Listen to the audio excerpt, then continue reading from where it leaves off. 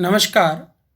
आज हम महाराजा गंगा सिंह विश्वविद्यालय बीकानेर के द्वारा निर्धारित पाठ्यक्रमानुसार स्नातक प्रथम वर्ष राजनीति विज्ञान के द्वितीय प्रश्न पत्र प्रतिनिधि भारतीय राजनीतिक विचार के पाठ्यक्रम में से राजा राम मोहन राय के राजनीतिक एवं आर्थिक चिंतन का अध्ययन करेंगे। राय का कार्यक्षेत्र मुख्यतः धार्मिक और सामाजिक जीवन था, किंतु उन्होंने राजनीतिक संदर्भों से कभी अपने आप को पृथक नहीं रखा था। उनके द्वारा किए गए कार्यों ने राजनीतिक जागृति को जन्म देकर उन्हें नवीन भारत का संदेश वाहक प्रोफेट ऑफ न्यू इंडिया बना दिया था।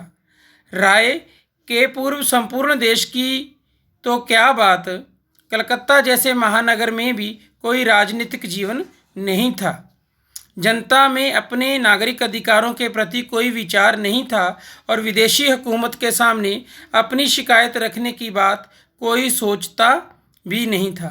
ऐसे समय में राय ने देश की राजनीति के विभिन्न पक्षों पर ध्यान दिया और विविध समस्याओं के संबंध में अपने बुद्धिमत्तापूर्ण विचार और समस्याओं के निदान शासन के सम्मुख रखे। राय ने समय समय पर जो राजनीतिक विचार रखे उनसे उनके राजनीतिक चिंतन का ज्ञान प्राप्त होता है। उनके राजनीतिक चिंतन की कुछ प्रमुख बातों का उल्लेख इस प्रकार किया जा सकता है। राय के अनुसार विचार और व्यक्ति की स्वतंत्रता जिस समाज को प्राप्त नहीं होती, वह समाज किसी भी प्रकार की उन्नति के निश्चित पथ की ओर अग्रसर नहीं हो सकता। राय के संबंध में के दामोदरन लिखते हैं कि राय भारत में राष्ट्रवादी पत्रकारिता के जन्मदाता थे। उनकी पत्रकारिता ने देश के समस्त भागों में राष्ट्रीय पुनर्जागरण के संदेश को पहुंचाया।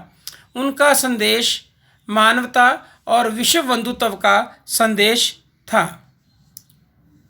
व्यक्तिक एवं राष्ट्रीय स्वतंत्रता का प्रतिपादन। राजा राम मोहन राय ने लॉक, ग्रोसियस तथा टॉमस पेन की भांति प्राकृतिक अधिकारों की पवित्रता को स्वीकार किया, किंतु व्यक्तिगत स्वतंत्रता और प्राकृतिक अधिकारों के प्रबल समर्थक होने के साथ साथ सामाजिक उपयोगिता तथा सामूहिक मानव कल्याण में भी उनकी गहरी आस्था थी।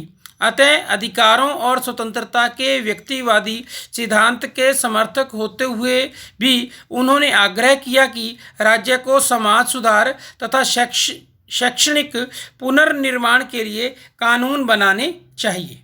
राय को वोल्टेयर, मोंटेस्क्यू और रूसो की भांति स्वतंत्रता के आदर्शों से उत्कृष्ट प्रेम था। वे प्रत्येक स्थिति और प्रत्येक मूल्य पर व्यक्ति की गरिमा की रक्षा के पोषक थे और स्वतंत्रता, अधिकार, अवसर, न्याय आदि राजनीतिक वरदानों को सर्वोच्च मानते थे तथा राज्य को इस दिशा में प्रेरित करने की आकांक्षा रखते थे कि व्यक्ति को ये सारे वरदान सुलभ हो सकें।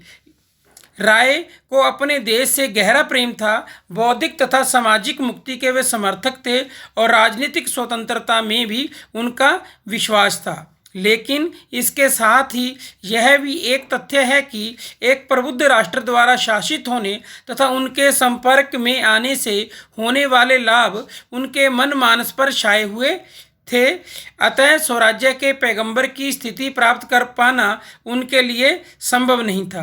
राजा राम मोहन राय ने स्वतंत्रता प्राप्ति के लिए प्रत्येक व्यक्ति से आत्म अनुशासित होने की बात कही। नेक्स्ट है प्रेस की स्वतंत्रता।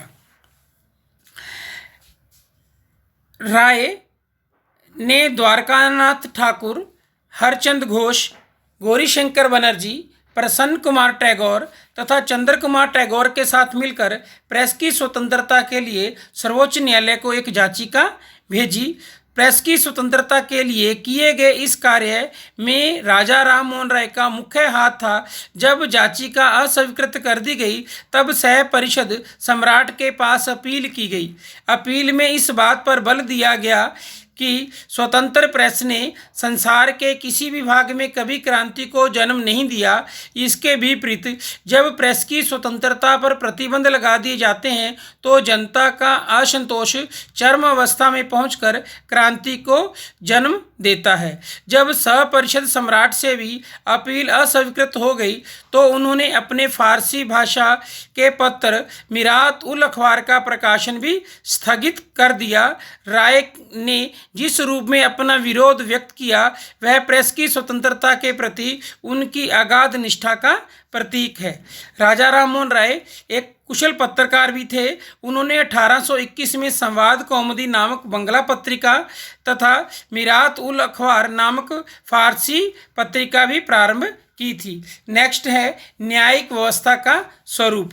1827 में एक यूरी अधिनियम पारित किया गया। इस अधिनियम में यूरी के प्रसंग में व्यक्तिगत जातिगत आधार पर भेदभाव करते हुए व्यवस्था की गई कि जब किसी ईसाई पर मुकदमा चलाया जाए तो हिंदू और मुसलमान यूरी में नहीं बैठ सकेंगे। 17 अगस्त 1829 को इस अधिनियम के विरुद्ध ब्रिटिश पार्लियामेंट के दोनों सदनों में प्रस्तुत करने के लिए एक याचिका तैयार की गई। इस कार्य में राजा राम मोहन राय का विशेष हाथ था। राय ब्रिटेन की लोक सदन की परवर समिति के समक्ष उस समय प्रस्तुत हुए जब 1833 के चार्टर एक्ट पर विवाद हो रहा था। इस साक्ष्य में उन्होंने इस बात के लिए आग्रह किया कि भारत में सेवा करने वाले दंड नायकों के न्यायिक तथा प्रशासकीय कार्य पृथक कर दिए जाएं। उनके द्वारा प्रस्तुत साक्ष्य भारत की राजस्व एवं न्यायिक प्रणालियों की एक व्याख्या शीर्षक से प्रकाशित भी करवाई गई। वे इस पक्ष में थे कि भारत में प्रचलित सिद्धांतों और मान्यताओं को दृष्टि में रखते हुए भारतीय आपराधिक विधि संहिता तैयार की जाए। नेक्स्ट है प्रशासनिक व्यवस्था का स्वरूप। उन्होंने ब्रिटिश लोक सदन की परवर समिति के समक्ष साक्ष्य प्रस्तुत करते हुए प्रशासनिक व्यवस्था में कुछ सुधारों की सिफारिश की थी, जैसे देसी लोक सेना की स्थापना, देशवासियों को अधिक नौकरियां और ऊंचे पदों पर आसीन करवाना, रैयत की दशा में सुधार तथा उसकी रक्षा के लिए कानूनों का निर्माण और स्थायी भूमि प्रबंध इत्यादि। प्रशासनिक सेवाओं के संबंध में उनका सबसे प्रमुख सुझाव यह था कि यदि ब्रिटिश सरकार चाहे कि भारतवासी सरकार के प्रति आस्थावान हों तो भारतीयों की योग्यता और शिक्षा के अनुसार उन्हें दायित्वपूर्ण पदों पर नियुक्त करना पड़ेगा। देशवासियों को उनकी योग्यता के अनुसार राष्ट्रीय सम्मान देना पड़ेगा।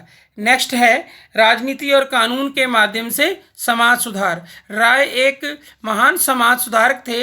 राजनीति, कानून और समाज सुधार के आपसी संबंध पर उनका विचार था कि समाज सुधार के लिए राजनीति और कानूनों के माध्यम से भी प्रयत्न किए जाने चाहिए। उनके प्रयत्नों से ही लॉर्ड विलियम बेंटिक के समय में सती प्रथा निषेध कानून बना था।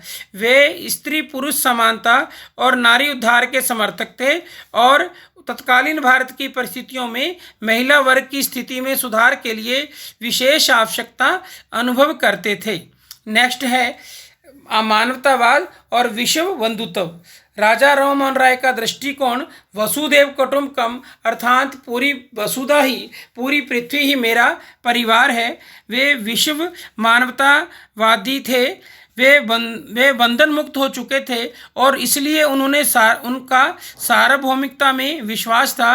वे समस्त मानव जाति को एक परिवार तथा विभिन्न राष्ट्रों और जातियों को उसकी शाखाओं के रूप में स्वीकार करते थे।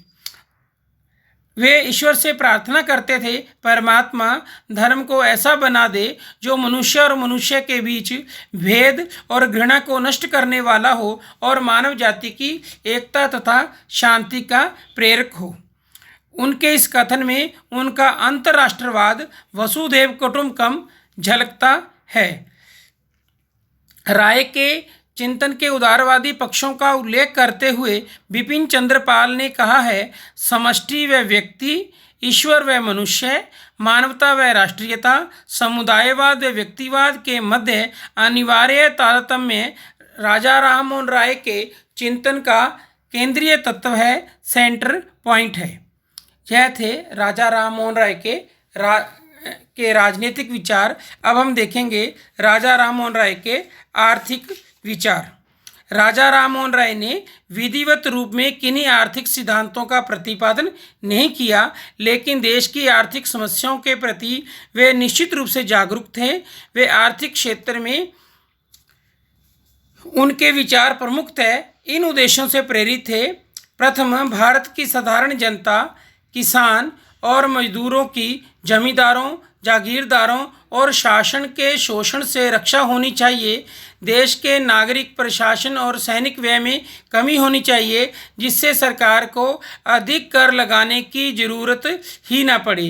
देश के धन की निकासी को रोका जाना चाहिए और आर्थिक विकास के लिए शासन द्वारा सभी संभव कदम उठाने चाहिए। उन्होंने सुझाव दिया कि किसानों को सैनिक प्रशिक्षण देकर उन्हें केवल भारत की रक्षा हेतु रिजर्व्ड फोर्स के रूप में रखा जा सकता है। वे इंग्लैंड को धन की निकासी पर अत्यधिक चिंतित थे।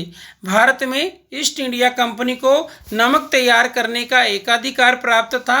राय का विचार था कि इस एकाधिकार को समाप्त कर दिया जाना चाहिए, जिससे कम मूल्य पर और ज़्यादा अच्छा नमक प्राप्त हो सके। धन्यवाद।